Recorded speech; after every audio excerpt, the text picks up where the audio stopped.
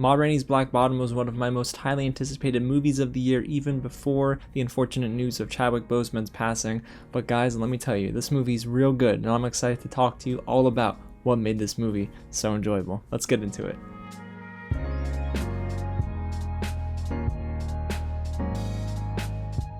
What's going on, you guys? James here with another real review, and yes, we're diving into the Netflix original movie Ma Rainey's Black Bottom, directed by George C. Wolfe, a Tony Award winner, and starring the late great Chadwick Boseman, Viola Davis, and Coleman, Domingo. This movie is adapted from yet another play by August Wilson. If you have seen Fences with Denzel Washington and Viola Davis, this is another play from the same playwright. But man, it's based on Ma, the mother of blues. She is played by Viola Davis, and there are some tensions, right? It's 1927 Chicago, and because of these tensions between Ma Rainey and her trumpet player Levy, played by Chadwick Boseman, there becomes a bit of a rift with this band that was seemingly on top of the world. So the film, of course, takes us on the journey of whether or not they get the record recorded or not.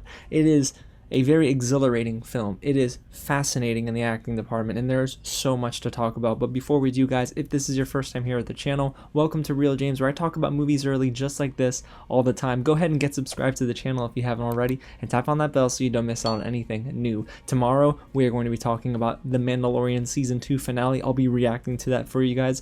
And this weekend, we're ranking every single Chadwick Boseman performance. And guys, if you haven't already, smash that like button and get loud in the comments below and let me know what you thought about this movie whenever you get to see it. It comes out this weekend, and thank you to Netflix for giving me a screener for review. It is such a blessing. All right, well, you know what, guys? It's time to talk about what made this movie so good, and that is the acting. For me personally, this is one of the best, if not the best, ensemble cast that I'm going to see all year long. And yes, most of the talk around this movie is going to be Chadwick Boseman's final performance before his death, and while this is his final role, it's not going to be the last time we talk about his excellence. Now, specifically for this film, guys, he is amazing as Levy, a trumpet player who is battling his own demons, and yes, he has a swagger to him. He wants to go out and do things on his own, but he is butting heads with Ma. It was an out-of-body experience for me seeing him in this movie, knowing that he did pass away, but Chadwick Boseman brings every bit of emotion in this film. It is both sad and wonderful to see it at the same time, because the way he transforms into this character and takes us on this ride with him is exceptional. His monologue about his character's family history is going to be what they use during the Oscars once they announce his nomination for Best Actor. Yes, guys, he delivered the strongest performance of the year. Honestly, this is the best performance I have seen in 2020, and it deserves to not only win one award, but it deserves multiple awards. And of course, there's Viola Davis, who just transforms into Ma Rainey for this film, the mother of blues. She knows her worth. She is not going to bow down to anybody, and Viola Davis wonderfully expresses that in this movie. But there's also depth to her character, where you can tell she has been hurt in the past, and she won't let anyone hurt her anymore. So outside of Chadwick and Viola being great, what else? Well, there is Coleman Domingo, who leads this supporting cast, and they're the biggest reason why this movie had conversations that were full of life. They were snappy and quite emotional. So Coleman Domingo, I know him from Euphoria actually, and he is just so good here as Cutler, but then there's way more than just that. You have Glenn Turman, Michael Potts, Taylor Page, and even Jeremy Shamos that all help this movie gel together. That's the thing I love the most, is that yes, Viola Davis and Chadwick Boseman, they get their shine,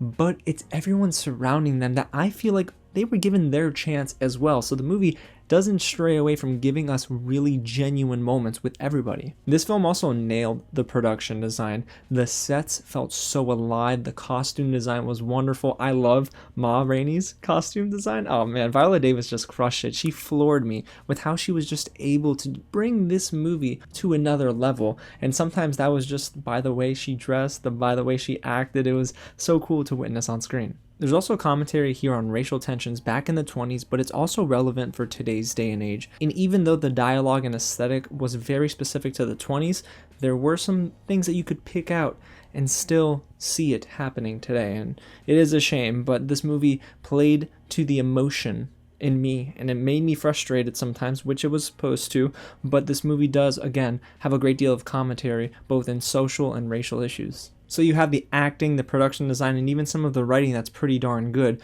But what didn't work for Ma Rainey's Black Bottom? While the acting, again, is perfect, it's a 5 out of 5, there are some elements surrounding the overall film that didn't necessarily pack as big of a punch. There's a pacing issue in this movie where in between some of our major moments, the movie slows down in very odd places. The second act is a prime example of this, where we start to settle into the film, which does get a little bit of a rocky start, and eventually we get a very intense scene between Chadwick Boseman and all of our supporting actors. And after that, the movie comes down in a very odd place, so there's a lot of highs, but then when we get to the lows, it just feels like it didn't come at the right time. And then when we get to the heart of the plot, where tensions are beginning to build between Ma and Levy, there were some scenes that the movie tends to focus on that kind of detracted from that, so it took me out of those moments instead of pulling me in. I also had an issue with where this movie ended. It didn't feel like a proper ending, and to be honest, there were moments that preceded that final scene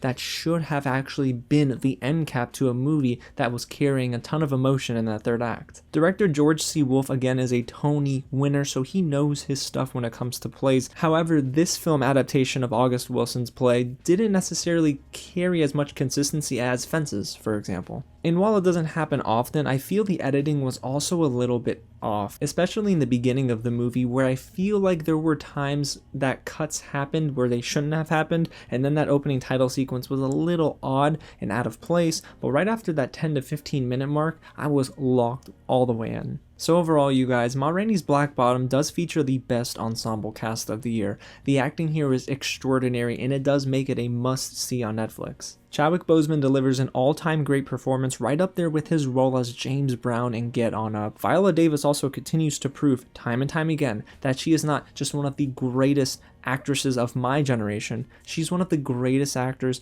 of all time. I can definitely see nominations for both come awards season, but overall as a film, I just don't feel like it hit the mark quite as nicely. I'm not saying it's a bad film by any means.